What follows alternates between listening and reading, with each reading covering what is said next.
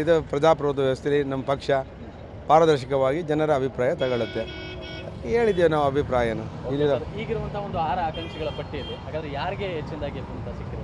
ನಮಗೇನೋ ಅದು ಪಾರ್ಟಿ ನಾನು ನೀವು ನಡ್ಡಾ ಕೇಳಿದ್ರೆ ಹೇಳ್ಬೋದಾಗಿತ್ತು. ನಾನು ನಡ್ಡಾ ಅಲ್ವಲ್ಲಪ್ಪ, ರಾಷ್ಟ್ರೀಯ ಅಧ್ಯಕ್ಷರು ನಿರ್ಧಾರ ಮಾಡೋದು. ಅಲ್ಲಿ ಕೇಂದ್ರೀಯ ಸಮಿತಿ ಇರ್ತವೆ, ಇಲ್ಲಿ ಕಳಿಸ್ತಾರೆ ಯಾರ್ಯಾರು ಹೇಳೋರು. ಇಲ್ಲಿ ಮಾಧುಸ್ವಾಮಿಯಿಂದ ಹಿಡಿದು ಸೋಮಣ್ಣವರಿಂದ ಹಿಡಿದು ಏನ್ರಿ, ಆಮೇಲೆ ನಮ್ಮ ಜಿಲ್ಲಾ ಅಧ್ಯಕ್ಷರಿಂದ ಹಿಡಿದು ವಿನಯ್ ಬಿದ್ರೆಯಿಂದ ಹಿಡಿದು ಗೋಪಾಲಕೃಷ್ಣ ಅವರಿಂದ ಹಿಡಿದು ಆಮೇಲೆ ನಮ್ಮ ಡಾಕ್ಟರ್ ಸಿದ್ಧಗಂಗಾ ಇಂದ ಹಿಡಿದು ಪರಮೇಶ್ ಅವರಿಂದ ಹಿಡಿದು ಚಿದಾನಂದಿಂದ ಹಿಡಿದು ಹುಲಿನಾಯಕಿಂದ ಹಿಡಿದು ಎಷ್ಟು ಜನ ಆಕಾಂಕ್ಷಿಗಳಿದ್ದಾರೋ ಅಷ್ಟು ಜನದನ್ನು ಕಳಿಸ್ಕೊಡ್ತಾರೆ. ಸರ್, ಈಗ ಹೊರಗಿನವ್ರಿಗೆ ಹೆಚ್ಚಿನದಾಗಿ ಈ ಸತಿ ಮನೆ ಇಲ್ಲ. ಅದನ್ನು ಅಲ್ರಿ, ಅದೇನು ಜನ ಹೇಳ್ತಾರ ಹೊರಗಡೆಯವರು ಒಳಗಡೆಯವರು. ಇಲ್ಲಿ ಗೆಲ್ಲೋದು ಒಂದು ಚುನಾವಣೆ ಅಂದ್ರೇನು, ಗೆಲುವಿನ ಮನದಂಡ. ಯಾರು ಗೆಲ್ತಾರೆ, ಯಾರು ಫೈಟ್ ಕೊಡ್ತಾರೆ.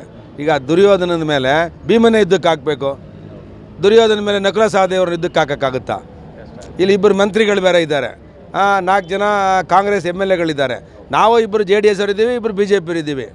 4 ಜನ ನಾವು ಇದ್ದೀವಿ, ಅವರು 4 ಜನ. ಸಮಬಲ ಇದೆ. ಆ ಸಮಬಲ ಫೈಟ್ಗೆ ಸಮಬಲದವ್ರನ್ನ ಹಾಕಿದ್ರೆ ಯುದ್ಧ ನಡೀತದೆ. ಕುರುಕ್ಷೇತ್ರ ಯುದ್ಧ ಅಂದ್ರೇನು? ಇದು ದೇಶದ ಯುದ್ಧ. ಇದು ಮೋದಿಯವರು ಪ್ರಧಾನಮಂತ್ರಿ ಆಗಬೇಕು, ಇಲ್ಲಿ ವ್ಯಕ್ತಿ ಅಲ್ಲ. ಗೆಲ್ಲೋದೇ ಮನದಂಡ. ಈಗ ಮೊನ್ನೆ ಒಂದು ಹೇಳಿಕೆನೂ ಕೊಟ್ಟಿದೆ, ರಾಹುಲ್ ಗಾಂಧಿ ಅವರು ಬಂದು ನಿಂತರೂ ಇಲ್ಲಿ BJP ಗೆಲ್ಲುತ್ತೆ. ಅದಕ್ಕೆ ನಾವು ಏನು ಬೇಕೋ ಸ್ಟ್ರಾಟಜಿ ಮಾಡ್ತೀವಿ. ಅದನ್ನು ವಿ ವರ್ಕ್ಡ್ ಫಾರ್ ಇಟ್. ಯಾವ ಆಧಾರದ ಮೇಲೆ ನೀವು ಆ ರೀತಿಯಾಗಿ ಹೇಳಿದ್ರೆ, ಅಂದರೆ ಕ್ಯಾಂಡಿಡೇಟ್ ಯಾರೇ ಬಂದ್ರೂ ಇಲ್ಲಿ ಗೆಲ್ಲೋದು ಮಾತ್ರ BJP ಅಂತ ಖಚಿತವಾಗಿ ಹೇಳ್ತಾ ಇದೆ? ಅಲ್ಲ, ಇಲ್ಲಿ ಜನರ ಧ್ವನಿ ಆ ಥರ ಇದೆ. ಈ ಸಲ ಪಾರ್ಲಿಮೆಂಟ್ ಚುನಾವಣೆನ ಮೋದಿಯವರು ದೇಶದ ಪ್ರಧಾನಮಂತ್ರಿ ಆಗಬೇಕು ಅನ್ನೋದು ಜನರ ಒಂದು ಮನೋಧರ್ಮ. ದೇಶದಲ್ಲಿ ಇಡೀ ದೇಶದಲ್ಲಿರುವಂಥ ವಾಯ್ಸ್ ಅದು. ಸಮೀಕ್ಷೆಗಳು ಹೇಳ್ತವೆ ಕರ್ನಾಟಕದಲ್ಲಿ 22 ಸ್ಥಾನ BJP ಗೆಲ್ಲುತ್ತೆ ಅಂತ. ನಾವು ಹೇಳ್ತಿಲ್ಲ ಅದನ್ನು. ಇಡೀ ದೇಶದಲ್ಲಿರುವಂಥ TV ಮಾಧ್ಯಮಗಳಿರ್ಬೋದು, ಸಮೀಕ್ಷಾ ವರದಿಗಳಿರ್ಬೋದು, 22 ಜನ ಗೆಲ್ತಾರೆ ಅಂತ. ನಾವು ಅದನ್ನು 28ಕ್ಕೆ ತೊಗೊಂಡೋಗ್ಬೇಕು ಅನ್ನೋದು ನಮ್ಮ ಒಂದು ಶಕ್ತಿ, ನಮ್ಮದೊಂದು ಸ್ಟ್ರಾಂಗ್ ಒಂದು ವಿಲ್ ಪವರ್. ಸೊ ಅದಕ್ಕೆ ನಾವೇನು ಮಾಡ್ತಾಯಿದ್ದೀವಿ, ಕ್ಯಾಂಡಿಡೇಟ್ಗಳನ್ನ ಸರಿಯಾಗಿ ಹುಡುಕಿ ಹಾಕ್ತೀವಿ ನಾವು. ಅದು ಪಾರ್ಟಿಯವ್ರು ನಾವು ಹೇಳಿದ್ರು ಅದನ್ನು ಕೇಳೋಲ್ಲ. ಈಗ ನಾವು ಇಂಥವ್ರಿಗೆ ಕೊಡಿ ಅಂದರೆ ಟಿಕೆಟ್ ಕೊಡ್ತಾರಾ? ಕೇಂದ್ರದ ಆದ ಒಂದು ಟೀಮ್ ಇರುತ್ತೆ, ಅದಕ್ಕೆ ಆದ ಒಂದು ಸಮೀಕ್ಷೆ ಇರುತ್ತೆ, ಅದಕ್ಕೆ ಆದ ಒಂದು ವ್ಯವಸ್ಥೆ ಇರುತ್ತೆ. ಇವೆಲ್ಲವನ್ನು ಕಾಂಬಿನೇಷನ್ ಮಾಡಿ ಕೇಳ್ತಾರೆ. ತುಮಕೂರಿನಲ್ಲಿ ಯಾವಾಗ ನಾವು ಗೆದ್ದಿದ್ದೀವಿ. ಸರ್, ಈಗ ನಮ್ಮ ಕೆಫೆಯಲ್ಲಿ ಆಗಿದಂಥ ಒಂದು ಘಟನೆ ಬಗ್ಗೆ ಕೇಳೋದಾದರೆ, ಈಗ ಅದರಲ್ಲಿ ಯಾರ ಮೇಲೆ ಆರೋಪನ ನೀವು ಮಾಡ್ತೀರಾ? ಅಲ್ಲ, ನಾವೇನಂತ ಅಂದರೆ ಈಗ ಯಾರ ಮೇಲೆ ನಾವು ಆರೋಪ ಮಾಡೋಕ್ಕಾಗಲ್ಲ. ಫಸ್ಟ್ ಥಿಂಗ್, ಇದು ಯಾರು ಮಾಡಿದ್ದಾನೆ ಅನ್ನೋದು ಬೇಕು.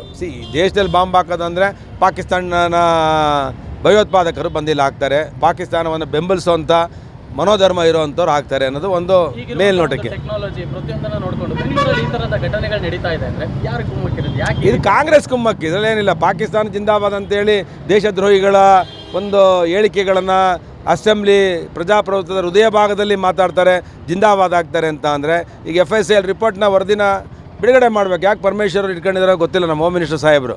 ಅದರಿಂದ ನಾವು ಇದನ್ನು ಈ ತುಷ್ಟೀಕರಣ ಮಾಡುವಂಥದ್ದು ಕಾಂಗ್ರೆಸ್ನವ್ರು ಬಿಡಬೇಕು.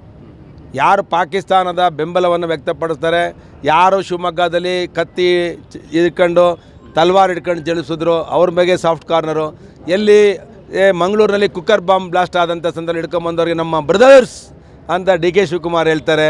ಪಾಕಿಸ್ತಾನದ ಧ್ವಜ ಆಡಿಸಿದ್ರೆ ಅಸೆಂಬ್ಲಿಲಿ ನಾವು ಮಾತಾಡಿದ್ರೆ ನಾವು ತನಿಖೆ ಮಾಡ್ತೀವಿ, ನಾವು ನೋಡ್ತೀವಿ, FSL ತಗೊಳ್ತೀವಿ ಅಂತ ದೇಶದ್ರೋಹಿಗಳ ಬಗ್ಗೆ ಇದೆಲ್ಲ ಯಾರು ತುಷ್ಟೀಕರಣ ಮಾಡೋದು? ಕಾಂಗ್ರೆಸ್ನವ್ರು. ಈ ತುಷ್ಟೀಕರಣ ಮಾಡಿ ನಮಗಿಲ್ಲಿ ರಕ್ಷಣೆ ಇದೆ, ದೇಶದ್ರೋಹದ ಕೆಲಸ ಮಾಡಿದ್ರೆ ನಮಗೆ ರಕ್ಷಣೆ ಸಿಗುತ್ತೆ ಅಂತ ಯಾವಾಗ ಆ ಪಾಕಿಸ್ತಾನದ ಬೆಂಬಲಿಗರಿಗಿರ್ತದೆ, ಅವ್ರು ಇವೆಲ್ಲವನ್ನು ಮಾಡ್ತಾರೆ. ಇದು ಬಾಂಬು ಯಾರು ಮಾಡಿದ್ದಾರೆ ಗೊತ್ತಿಲ್ಲ. ಅದು ವಿಷಯ ಬಂದಮೇಲೆ ನಾನು ಅದ್ರ ಬಗ್ಗೆ ಮಾತಾಡ್ತೀನಿ. ಈಗ ಶಿವರಾಮ್ ಹೆಬ್ಬಾರ್ ಅವರು ಮತ್ತು ST ಸೋಮಶೇಖರ್ ಅವರು ಒಂದು ರೀತಿಯಲ್ಲಿ ಈಗ ಇನ್ನೇನು ಕಾಂಗ್ರೆಸ್ಗೆ ಅಧಿಕೃತವಾಗಿ ಸೇರ್ಪಡೆ ಆಗ್ತಾರೆ, ಮತ್ತು ಹಾಗೆ BJP ಅವ್ರಿಗೆ ಅವ್ರನ್ನಲ್ಲಿ ಉಳಿಸ್ಕೊಳ್ಳೋದು ಆಗ್ತಾನೆ ಇಲ್ಲ ಅನ್ನುವಂಥ ಮಾತಿದೆ. ಏನು ಹೇಳ್ತೀರಿ ಸರ್? ನೋಡ್ರಿ, ಅವರು ಇಬ್ಬರು ಕೂಡ ಕಾಂಗ್ರೆಸ್ಸಿಂದ ಬಂದಂಥವ್ರು. ಅವ್ರ ಮನೋಧರ್ಮನೇ ಕಾಂಗ್ರೆಸ್ ಇದೆ. ಈಗ ಜಗದೀಶ್ ಶೆಟ್ಟರ್ನ ಕರ್ಕೊಂಡು ಹೋದ್ರು, ಮುಖ್ಯಮಂತ್ರಿ ಆಗಿದ್ದವ್ರನ್ನ ಯಾಕೆ ಇಟ್ಕೊಳ್ಳೋಕ್ಕಾಗಲಿಲ್ಲ? ಅವರು ಕಾಂಗ್ರೆಸ್ನವ್ರು MLC ಮಾಡಿದರು. ಅಲ್ಲಿ ಮನೋಧರ್ಮ ಜಗದೀಶ್ ಶೆಟ್ಟರು ರಕ್ತದ ಕಣಕಣ್ಣನು RSS ಇದೆ, ಸಂಘದಿಂದ ಬಂದಂಥವ್ರು, BJP ರಕ್ತದಲ್ಲಿದ್ದಂಥವ್ರು. ಇವರು ಕಾಂಗ್ರೆಸ್ಸಿನ ರಕ್ತ. ಇದು ಈ ಕಾಂಗ್ರೆಸ್ ರಕ್ತ ತೊಗೊಂಡೋಗಿ BJP ರಕ್ತ ಅಂದರೆ ಆಗಲ್ಲ. ಕೆಲವರು ಬದಲಾವಣೆ ಮಾಡ್ಕೊಳ್ತಾರೆ ಮನೋಧರ್ಮ. ಇವರು ಕಾಂಗ್ರೆಸ್ ಮನೋಧರ್ಮದಲ್ಲಿದ್ದಾರೆ. ಅವ್ರಿಗೆ ಯಾವಾಗಲೂ ಬೆಳಗ್ಗೆ ಎದ್ದರೆ ಕಾಂಗ್ರೆಸ್ ಪಾರ್ಟಿನೇ ಕಾಣುತ್ತೆ. ಇಲ್ಲಿ ಬಂದರು, ಮಂತ್ರಿ ಆದರು, ಎಲ್ಲವನ್ನ ಅನುಭವಿಸಿದ್ರು. ಆದರೆ ಇಲ್ಲಿ MLAನೂ ಆದರು. ಇವ್ರನ್ನ ಬಿಟ್ಟು ಬೇರೆಯವ್ರನ್ನ ನಾವು ಟಿಕೆಟ್ ಕೊಡೋದ್ಬಿಟ್ಟು ಇವ್ರಿಗೆ ಕೊಟ್ಟು ಈಗ ಅವ್ರು ಏನು ಗೊಂದಲ ಮಾಡ್ಕೊಂಡ್ರೋ, ಏನು ಆಮಿಷ ಒಡ್ಡಿದಾರೋ ಕಾಂಗ್ರೆಸ್ನವರು, ಏನೋ ಈ ಸರ್ಕಾರ ಸಿದ್ದರಾಮಯ್ಯನ ರಾಜೀನಾಮೆ ಕೊಟ್ಮೇಲೆ ಮಂತ್ರಿ ಮಾಡ್ಬೋದೇನೋ, ಅದಕ್ಕೆ ಅವ್ರು ಅಲ್ಲೇ ಉಳ್ಕೊಂಡಿರ್ಬೋದು, ಸಂತೋಷ. ಸರ್ ಈಗ ಕೊನೆಯದಾಗಿ ಈಗ ಜಗದೀಶ್ ಶೆಟ್ಟರ್ ಅವರು ವಾಪಸ್ನ ನೀವು ಕರ್ಕೊಂಡ್ರಿ ಬಿಜೆಪಿಗೆ, ಈಗ ಲಕ್ಷ್ಮಣ ಸವದಿಯವರ ಸವರ್ದಿ, ಈಗ ಅವ್ರನ್ನೂ ಸಹ ನಿಮ್ಮ ಬಿಜೆಪಿಗೆ ಮತ್ತೊಮ್ಮೆ ಕಾದ್ ನೋಡ್ರಿ ನೀವು.